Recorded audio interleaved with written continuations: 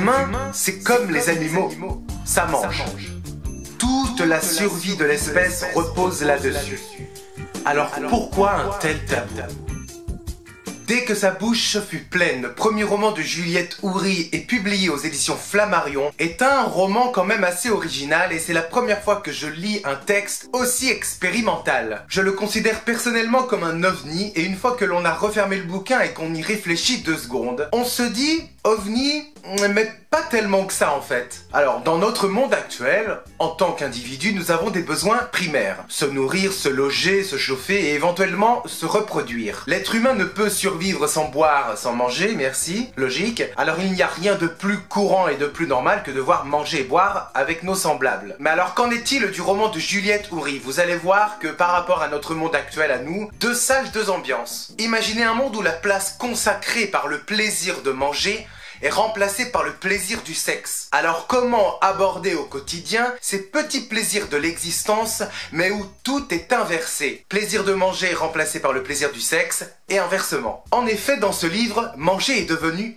tabou. Quelque chose à faire à l'abri des regards, en privé, manger reste une affaire intime et un plaisir interdit. Voilà, maintenant que le décor est planté, laissez-moi vous parler de Laetitia et de Bertrand, un couple complètement normal, tout ce qu'il y a de plus banal. Le sexe rythme leur journée. On ne mange plus matin, midi et soir, maintenant on sexe. Matin, midi et soir. Alors vous me direz, ces êtres humains, comme tout le monde, ont besoin de se nourrir, ont besoin de manger, alors comment font-ils? Ils survivent grâce à des barres de céréales qui leur sont livrées. Ce sont des barres de céréales protéinées, complètement transformées et qui n'ont aucun goût. Et là, un soir, Laetitia n'en peut plus, elle commence à ouvrir une barre de céréales et à la manger, sauf que son mari la prend la main dans le sac. Ma chérie, est-ce que tu es allée manger? Qu'est-ce que tu fais? Et dans mon dos en plus. C'est un choc pour son mari, peut-être que Laetitia est malade, peut-être qu'elle a besoin d'aide. Tout est pensé dans les moindres détails. Tout le champ lexical est un petit peu chamboulé, on ne dit plus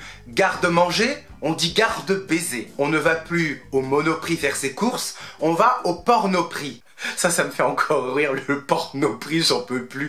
Franchement, c'était super bien trouvé ça. L'expression mettre les pieds dans le plat, ça a changé, on ne dit plus ça, maintenant on dit mettre les pieds dans les draps. Les restaurants n'existent plus, ils sont remplacés par des banquettes où les clients peuvent s'adonner à leurs ébats sans le moindre problème, et forcément devant plein de gens. Maintenant, c'est inversé, c'est le plaisir du sexe qui prend sa place. C'est complètement déjanté, et c'est ce qui fait là la force unique de ce roman. Alors qu'en est-il maintenant du plaisir de manger, sachant que c'est complètement tabou, voire illégal? Eh bien, les sites un peu cochons pour adultes que l'on peut trouver dans la vraie vie, dans le monde de Juliette Houry, tout est remplacé par des tutos, recettes de cuisine. Les produits que l'on achète habituellement pour se nourrir se situent au fond du magasin, dans un endroit un petit peu sombre, derrière un rideau, un peu comme à la manière d'un sex shop. Et c'est dans ce monde-là que Laetitia va commencer à craquer. Elle, ce qu'elle veut, c'est braver les interdits et faire quelque chose de complètement illégal et politiquement incorrect,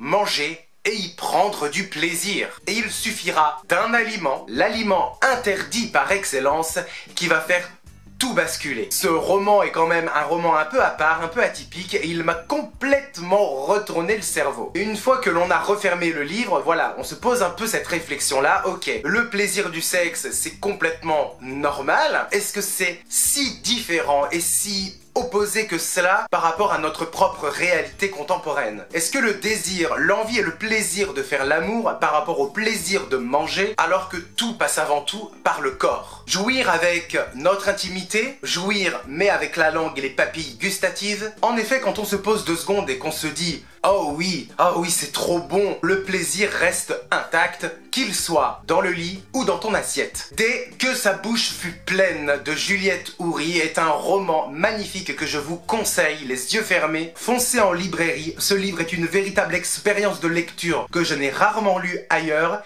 et bon appétit!